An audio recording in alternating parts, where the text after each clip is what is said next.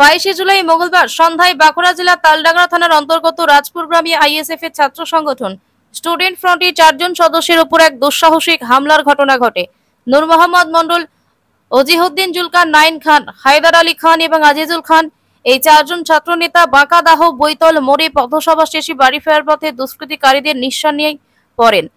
সন্ধ্যা 7:30 নাগাদ রাজপুর লাইব্রেরির মোড়ে তাদের উপর চড়াও হয় 7 জন তৃণমূলের দুষ্কৃতিকারী। জোর করে জঙ্গলের দিকে টেনে নিয়ে গিয়ে বাঁশের লাঠি, কিলচর ঘুষে দিয়ে চলে বেধড়ক মারধর।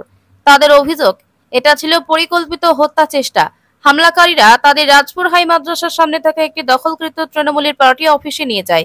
পরে রাত 9টা নাগাদ আমডাংরা পুলিশ ফাঁড়ির বাহিনী এসে তাদের উদ্ধার করে। অভিযুক্ত আসানুর খান তৃণমূলের আমডাংরা পঞ্চায়েত প্রধান হয় 7 জন, সকলেই তালডাংরা থানার রাজপুর এলাকার বাসিন্দা। আজ আইএসএফ কর্মী সমর্থক তাদের 4 জনকে তালডাংরা হসপিটালে চিকিৎসা করে। পুলিশের কাছে লিখিত অভিযোগ দায়ের করা হয়েছে। এই ঘটনায় এলাকায় তীব্র ক্ষোভ ও আতঙ্ক ছড়িয়েছে। আইএসএফ কর্মী সমর্থকদের দাবি, দোষীদের দৃষ্টান্তমূলক শাস্তি দিতে হবে এবং এলাকায় আইন শৃঙ্খলা বজায় রাখতে হবে। আমাদের ঘটনা ঘটেছিল আমাদের সাথে, যেটা আমরা গতকাল 22/7/2025 তারিখে আমরা বাঁকাদাহ বৈতল মোড়ে একটা স্টুডেন্ট ফ্রন্টের পক্ষ থেকে একটা স্টুডেন্ট পশ্চিমবঙ্গ রাজ্য ডাকে যে একটা বিকাশ বন অভিযান ডাক দিয়েছে, তার সমর্থনে আমরা একটা সভা করি, পথসভা অনুষ্ঠিত করি। সেই পথসভা শেষ করে আমরা রাজপুর লাইব্রেরি মোড়ে ওখানে আমাদের কিছু সদস্যদের চা খাওয়া দাওয়া করে আমরা ওখান থেকে বাড়ি ফেরার উদ্দেশ্যে বেরিয়ে পড়ি। সে বেরিয়ে পড়ে কিছুটা যে একটা মাদ্রাসা, রাজপুর মাদ্রাসার সামনে কিছু আগেটাতে আমাদের কিছু দুষ্কৃতী আমাদেরকে আটক করার পরে আমাদেরকে যখন জিজ্ঞাসা করি কী জন্য আটক করা হচ্ছে, তখন আমরা সেই আটকটা না উত্তর দিয়ে আমাদের কোনো চড়চাপ্পড় মারতে এবং টানতে আমাদের নিয়ে যাওয়ার পরে আমাদেরকে পার্টি অফিসে ওদের আটকে রাখা হয় এবং ওখানে এবং আমাদেরকে প্রাণে মারার হুমকি দেয় বারবার ধরে, এবং এদেরকে মেরে শেষ করে দেয় এবং আমাদেরকে বাঁশের লাঠি করে মারধর করে এবং সেখান থেকে আমাদেরকে পুলিশ, আমডাঙ্গা ফাঁড়ি পুলিশ দিয়ে আমাদেরকে উদ্ধার করে নিয়ে আসে। আমার নাম নূর মোহাম্মদ মন্ডল, স্টুডেন্ট ফ্রন্ট পশ্চিমবঙ্গ রাজ্য কমিটির সদস্য।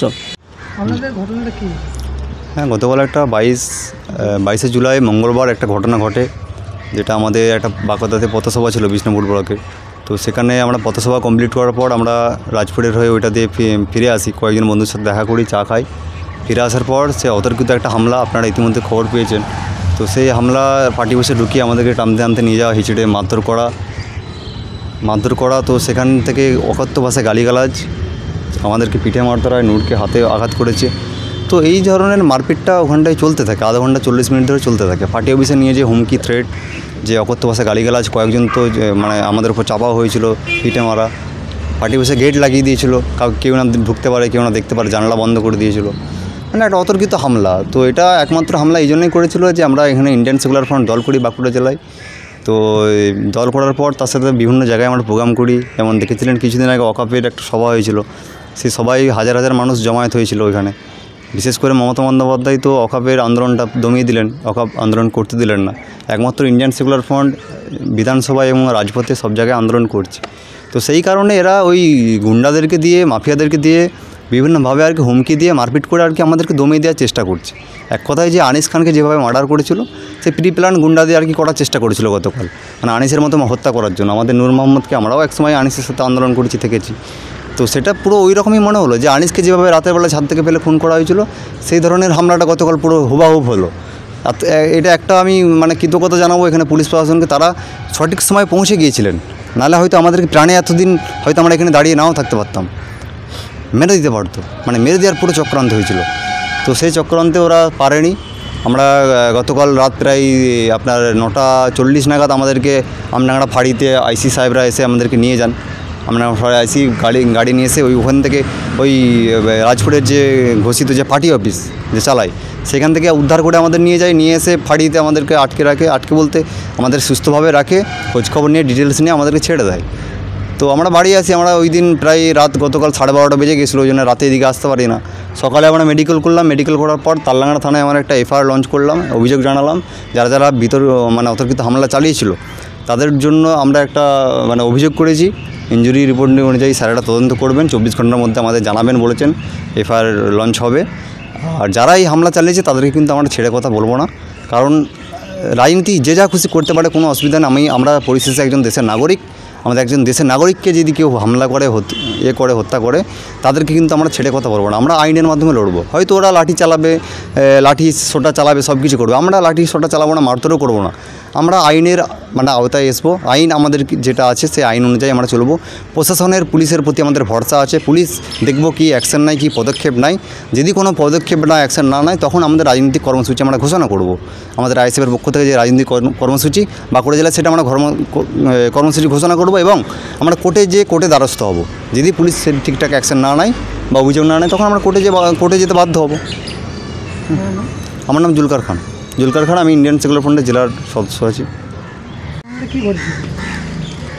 গত 22/7/2025 ছাত্র সংগঠনের ডাকে বৈতল মোড়ে একটি পথসভা ডাকা হয়েছিল। সেই পথসভায় আমাদের ছাত্র সংগঠনের নেতৃবৃন্দ সেখানে উপস্থিত হয়ে একটি পথসভা সংগঠিত করে তাদের শেষ মুহূর্তে যখন বাড়ি ফেরার সময় হয়, সভাটি শেষ হয়ে যায়। সেই আমাদের 4 জন কর্মী, জুলকার খান, নূর মোহাম্মদ মণ্ডল, হায়দার আলী, আজিজুল খান, ইনারা ওই মিটিং শেষ করার পরে ওনারা বাড়ির উদ্দেশ্যে রওনা হয়েছিলেন। সেই রাস্তায় রাজপুর লাইব্রেরি মোড়ের কাছে ওদেরকে কয়েকজন দুষ্কৃতকারী তারা ঘিরে ধরে এবং তাদেরকে মারতে টানতে আমাদের কাছে যেটি খবর আছে, মারতে টানতে তাদেরকে জঙ্গল দিকে নিয়ে চলে যায়। ফ্রি প্রোগ্রাম করে তাদেরকে খুন করার একটা উদ্দেশ্য নিয়েই তাদেরকে নিয়ে যাচ্ছিল। কিন্তু আমাদের কর্মী বন্ধুরা তারা চিৎকার করতে থাকে। সেই চিৎকারের ফলেই গ্রামবাসীরা এসে তাদেরকে যখন দেখে ফেলে, কিন্তু সেই দুষ্কৃতীরা তাদেরকে লাঠি সোটা দিয়ে মারতে কিলঘুষি দিয়ে মারতে গালাগালি করতে তাদেরকে একটা অঘোষিত পার্টি অফিস, যেটা নাকি আমরা জানি সেটা হচ্ছে একটা কমিউনিটি হল, সেই কমিউনিটি হলে তাদের আবদ্ধ করে রাখে। এবং সেখান থেকে যখন আমরা জানতে পারলাম, আমরা ঊর্ধ্বতন কর্তৃপক্ষকে, আমাদের পার্টির ঊর্ধ্বতন কর্তৃপক্ষকে এবং সর্বোপরি চেয়ারম্যানকে আমরা এই বিষয়টা অবগত করলাম।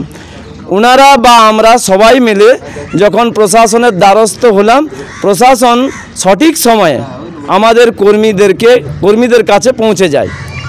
আমডাংরা ফাঁড়ির যিনি ভারপ্রাপ্ত অফিসার আছেন এবং তালডাংরার ভারপ্রাপ্ত অফিসাররা ওনাদের সহযোগিতায় আমাদের 4 জন কর্মী বন্ধুকে উদ্ধার করে তাদেরকে আমডাংরা ফাঁড়িতে নিয়ে আসেন এবং সুস্থ শরীরে তাদেরকে নিয়ে আসেন। এবং তাদের প্রতি যে আচরণ করা হয়েছে, যে মারধর করা হয়েছে, তারা যে মাটিতে লুটিয়ে পড়েছিল, তাদের প্রতি চরম মারামারির ফলে তাদের এখনও পর্যন্ত তাদের ইনজুরি প্রচুর হয়েছে। আমরা হসপিটালে তাদের ইনজুরি দেখিয়ে পরে আজকে তালডাংরা থানায় এসে পরে আমাদের পার্টির পক্ষ থেকে একটা এফআইআর লঞ্চ করা হলো এবং আমাদেরকে তালডাংরা থানায় খুব সুন্দরভাবে আমাদের এফআইআরটি গ্রহণ করেছেন এবং বিকেল পর্যন্ত আমাদের এফআইআর কপি বা আমাদের যে এফআইআর কপিটা দেওয়ার কথা নূর মোহাম্মদের হাতে, সেটি ওনারা দিবেন বলেছেন। এই জানিয়ে যে দিকে যে আমাদের কর্মীদের উপর বারে আক্রমণ হচ্ছে, শুধু বাঁকুড়া না, সারা বাংলায় যেভাবে আক্রমণ হচ্ছে, আর যেভাবে আমাদের প্রাণপুরুষ নওশাদ সিদ্দিকী যেভাবে আক্রমণের জায়গায় তিনি দাঁড়িয়ে মোকাবিলা করছেন, সেটা দেখতে পেয়ে শাসক দল আতঙ্কিত হয়েছেন। সেই আতঙ্কিতের ফলেই আজ আমাদের দিকে কর্মীদেরকে মারা হচ্ছে, খুন করে দেওয়া হচ্ছে, ফ্রি প্লেনে এই খুন করছে। এই খুনের প্রতিবাদ জানানোর জন্য আজকে আমরা তালডাংরায় একটি এফআইআর দিলাম, যাতে এই সুষ্ঠু ব্যবস্থাপনায় তাদেরকে সরকারি যে আমাদের আইন ধারা আছে, সেই আইন ধারাতে নিয়ে গিয়ে তাদের বিচার ব্যবস্থায় কঠোর শাস্তি দেওয়া হয়, এটা আমরা জানালাম। আমার নাম আব্দুল হাই মল্লিক, জেলার দায়িত্বে আমরা আছি।